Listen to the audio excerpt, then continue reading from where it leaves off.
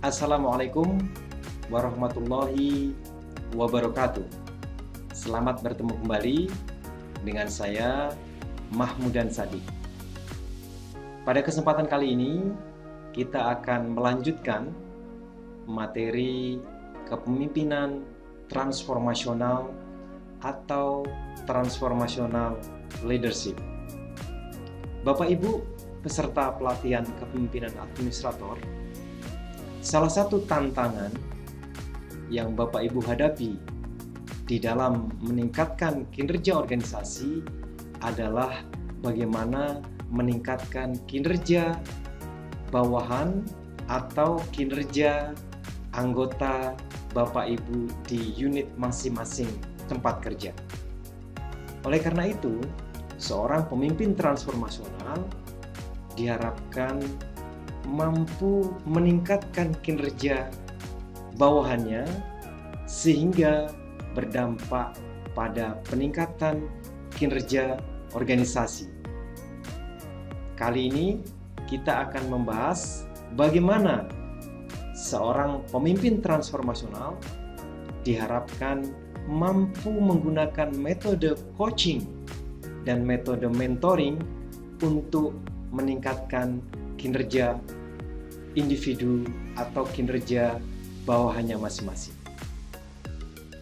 Ada 5 peran yang harus dimiliki atau harus diperankan oleh seorang pemimpin transformasional di dalam meningkatkan kompetensi bawahan atau kompetensi dari karyawan di unit instansinya. Peran yang pertama adalah peran sebagai guru. Seorang pemimpin transformasional harus mampu menjadi guru bagi bawahannya. Yang kedua, pemimpin transformasional diharapkan mampu menjadi seorang coach. Pemimpin transformasional diharapkan menjadi seorang pelatih bagi bawahannya.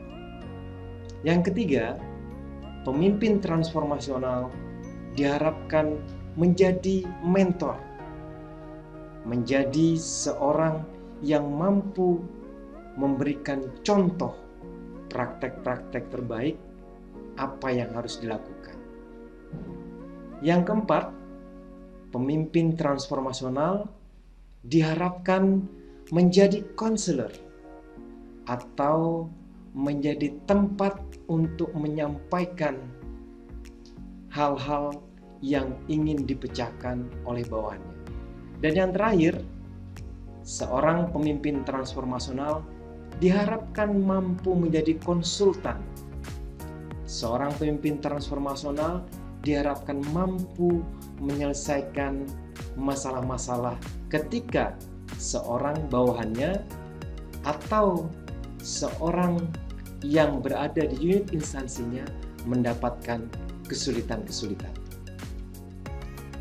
Bapak Ibu peserta pelatihan kepemimpinan administrator, mengapa seorang pemimpin transformasional harus melakukan coaching dan mentoring? Ada 5 alasan penting yang dapat disampaikan di sini mengapa harus melakukan proses coaching dan mentoring. Yang pertama, alasan yang pertama adalah agar orang lain menjadi terampil dalam hal-hal tertentu. Seorang pemimpin transformasional, seorang pemimpin diharapkan mampu meningkatkan keterampilan bawahannya.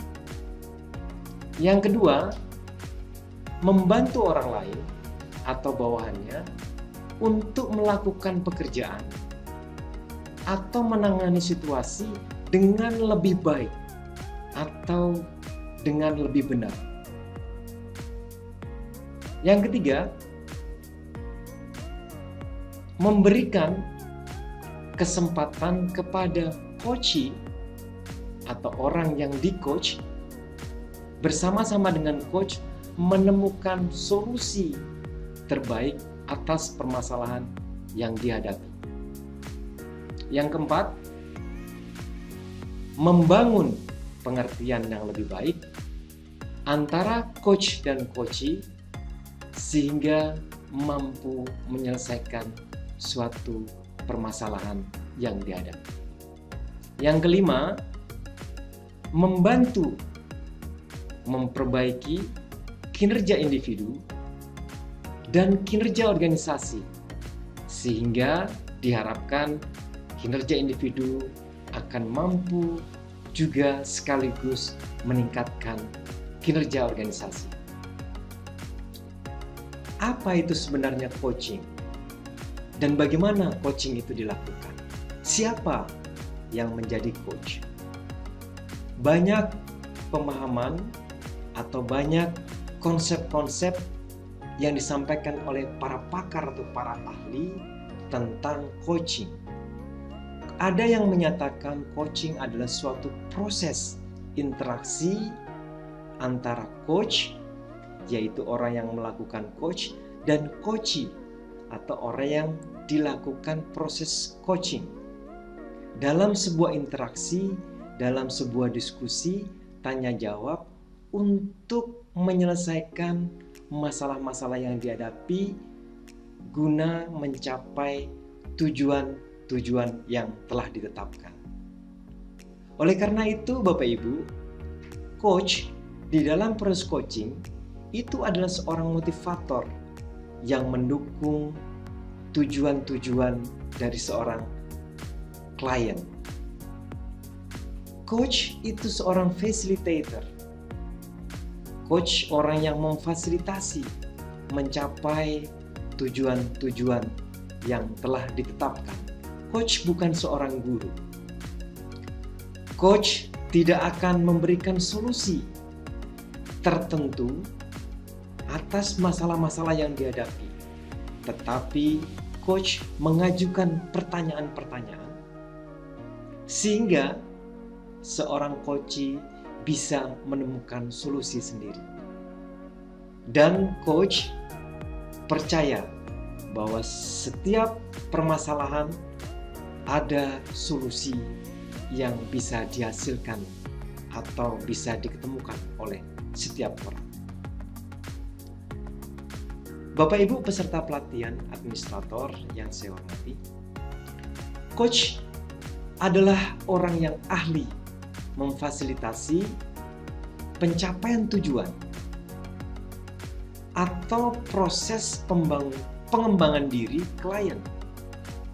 Namun, seorang coach tidak harus ahli dalam topik yang di-coaching, sehingga seorang coach bisa jadi adalah orang yang bukan ahli di bidang yang di-coaching, tetapi dia ahli memfasilitasi pencapaian tujuan.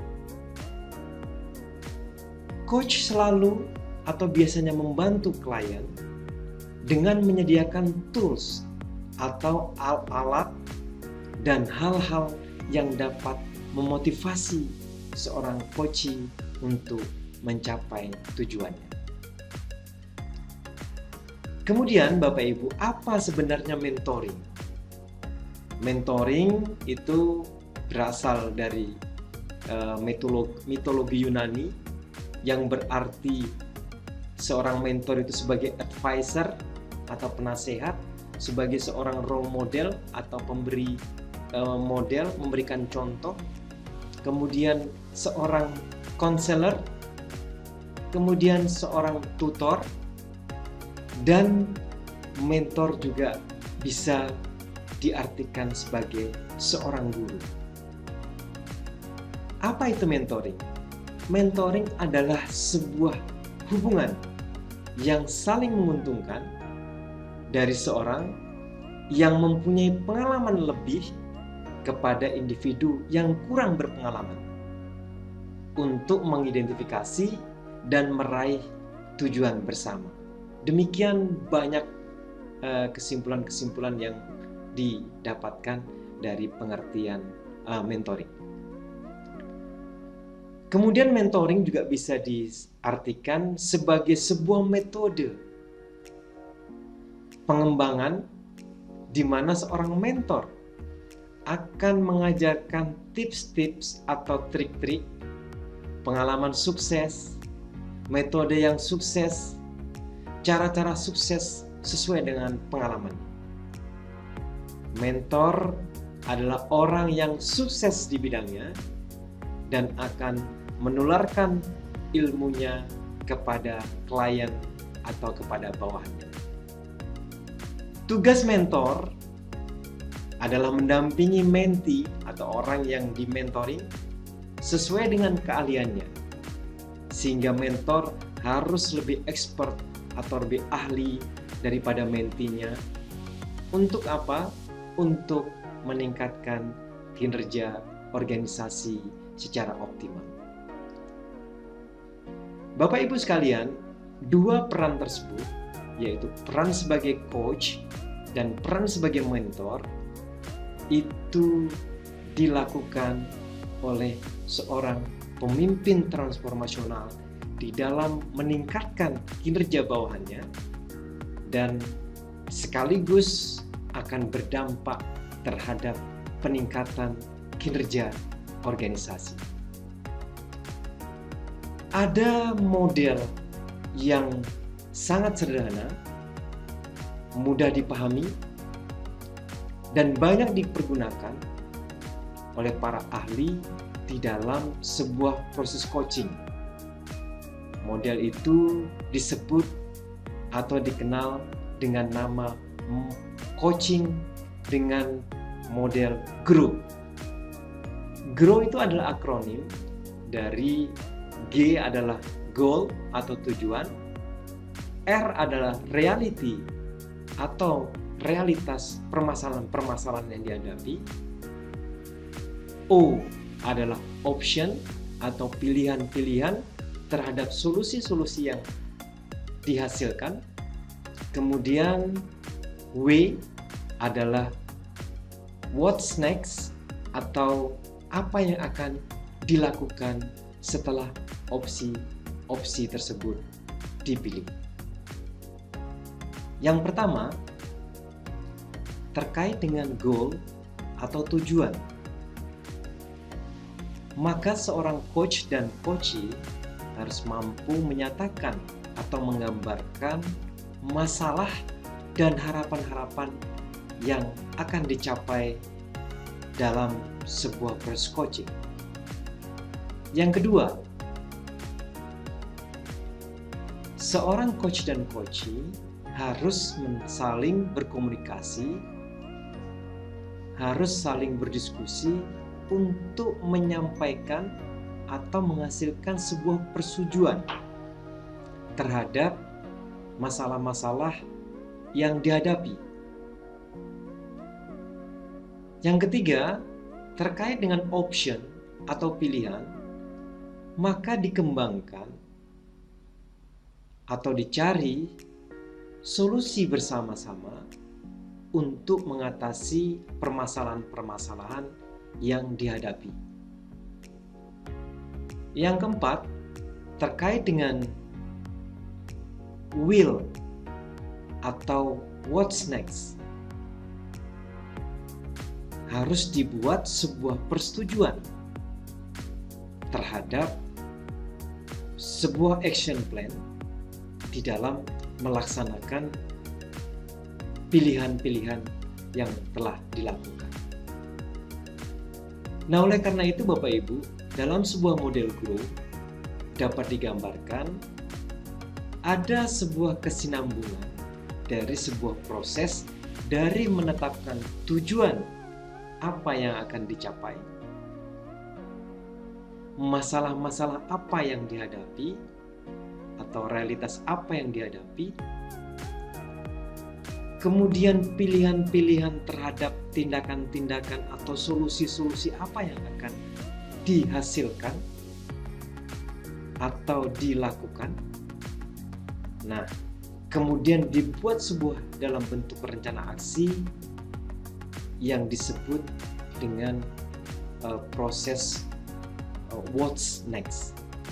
Jadi model GROW ini adalah suatu kesatuan yang saling berkaitan di antara langkah-langkah grow, ya, goal, menetapkan goal, kemudian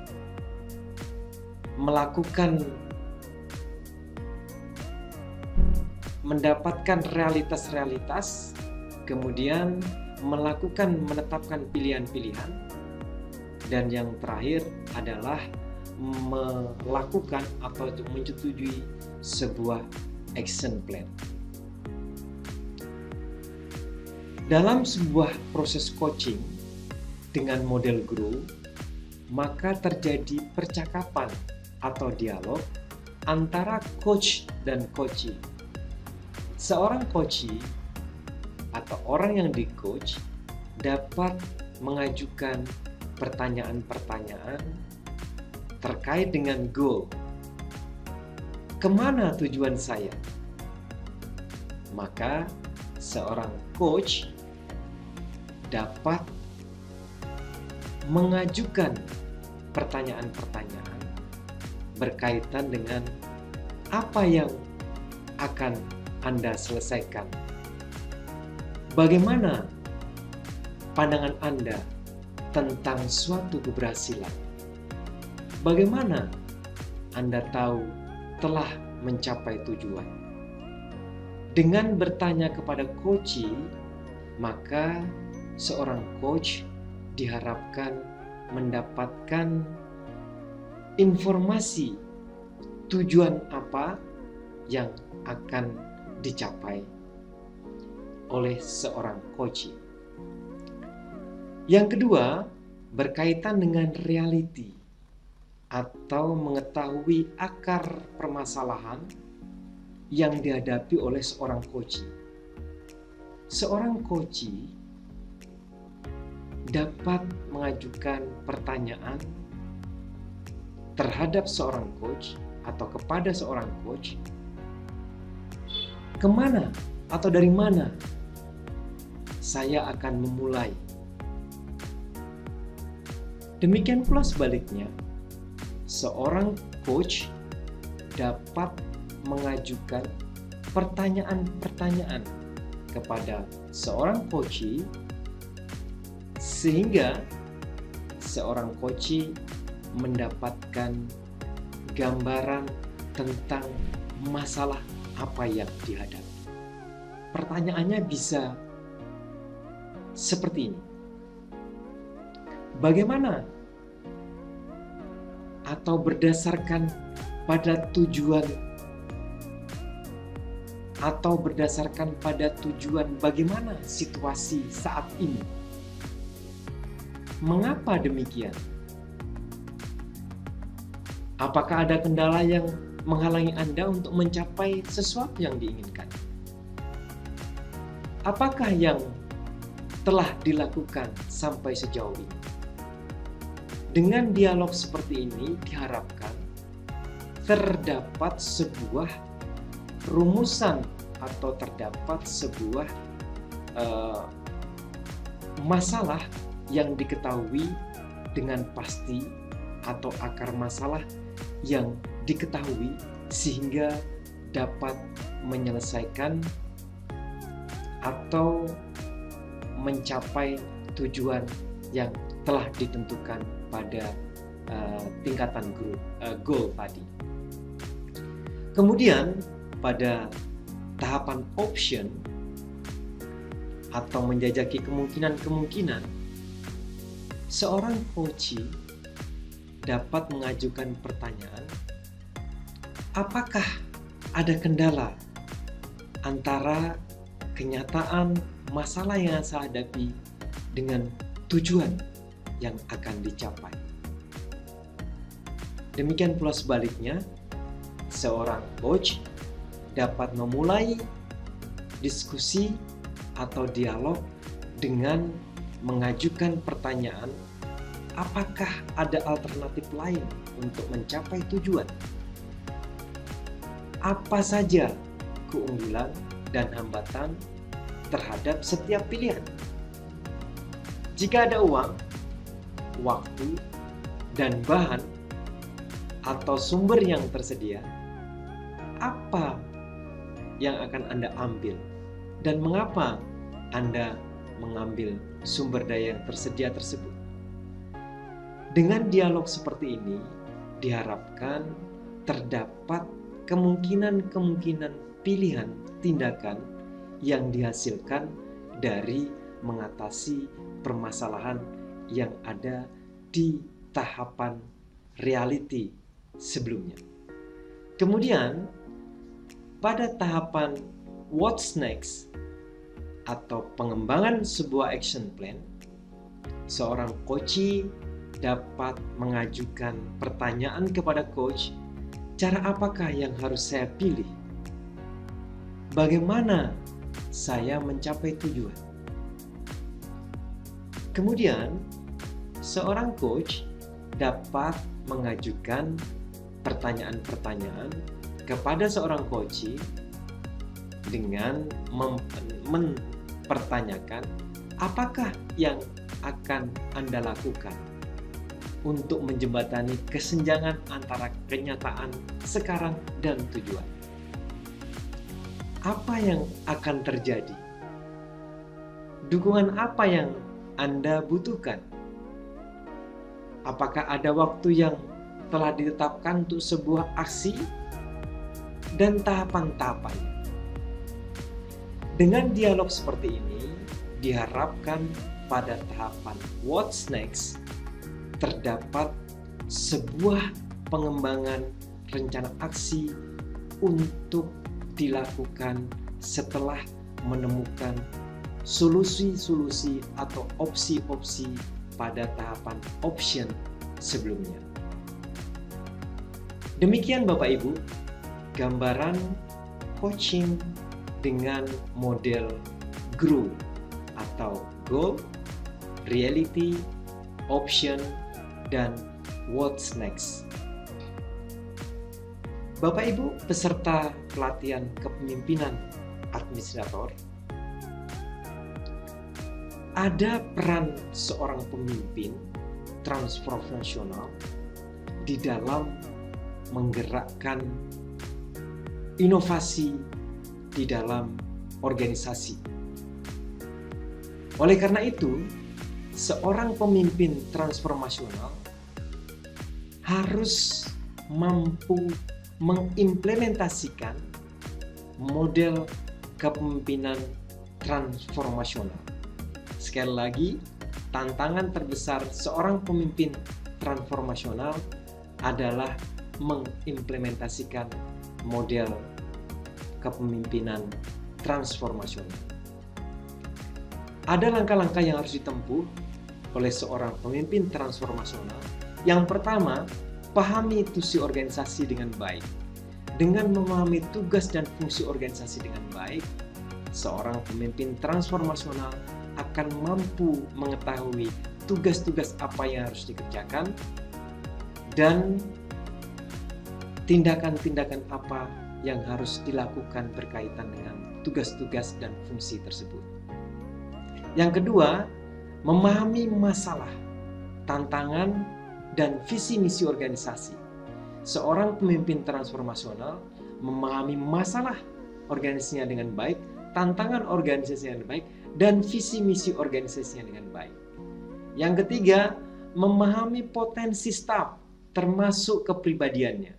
Seorang pemimpin transformasional diharapkan memahami potensi staf. Bapak Ibu, peserta pelatihan kepemimpinan administrator yang saya hormati. Bagaimana cara seorang pemimpin transformasional memahami potensi staf?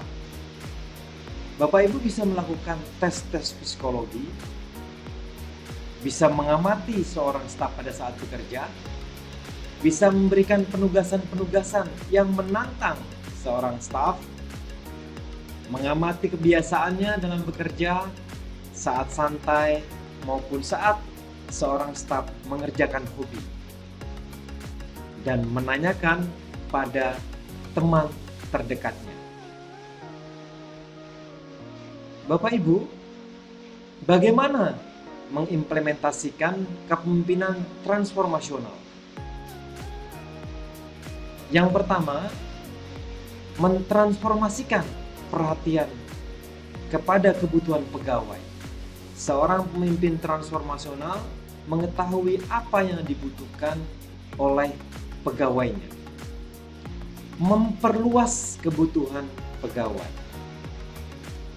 mengangkat nuansa kebutuhan pegawai ke tingkatan yang lebih tinggi dalam hierarki motivasi, mempertinggi nilai kebenaran, membangun rasa percaya diri seluruh organisasinya, dan mempertinggi probabilitas keberhasilan subjektif atau keberhasilan individu. Itu adalah bagaimana seorang pemimpin transformasional mengimplementasikan kepemimpinannya. Kemudian, Bapak Ibu, secara konseptual, seorang pemimpin transformasional diharapkan mampu berperilaku pemimpin atau melakukan proses kepemimpinan yang memicu perilaku inovatif. Menurut De Jong dan Hartog, dikatakan bahwa perilaku seorang pemimpin yang dapat memacu perilaku inovatif, yang pertama adalah pemimpin harus memberi contoh perilaku inovasi. Jadi seorang pemimpin transformasional harus memberikan contoh bagaimana berperilaku secara inovatif. Yang kedua, memberikan gagasan intelektual, memberikan gagasan-gagasan pengetahuan kepada orang yang dipimpinnya. Yang ketiga, pemimpin transformasional membagi atau berbagi pengetahuan-pengetahuan yang dimiliki. Selanjutnya, pemimpin transformasional memberikan arahan visi. Pemimpin transformasional memberi konsultasi kepada orang-orang yang dipimpinnya. Ciri pemimpin transformasional atau ciri kepemimpinan transformasional. Yang pertama, seorang pemimpin transformasional memiliki wawasan jauh ke depan atau visioner. Pemimpin transformasional menjadi agen perubahan dan bertindak sebagai katalisator. Memiliki visi yang jelas, memandang nilai-nilai organisasi sebagai nilai luhur, makna simbolis dari tindakan lebih penting daripada tindakan aktual, dan pemimpin transformasional memiliki keahlian mendiagnosis suatu organisasi. Bagaimana ciri implementasi model kepemimpinan transformasional? Mengacu pada nilai-nilai agama yang ada pada suatu organisasi atau instansi, bahkan suatu negara. Ciri implementasi model kepemimpinan transformasional dapat dilakukan dengan mengacu pada nilai-nilai agama yang ada dalam organisasi atau instansi, bahkan suatu negara. Dapat disesuaikan dengan nilai-nilai yang terkandung dalam suatu organisasi atau instansi tersebut, dan menggali budaya yang ada dalam organisasi tersebut. Demikian, Bapak Ibu, materi kepemimpinan transformasional. Terima kasih atas perhatian Bapak Ibu. Sampai bertemu kembali dengan saya, Mahmudan Sadik, pada sesi atau pada materi-materi yang lain. Terima kasih. Wassalamualaikum warahmatullahi wabarakatuh.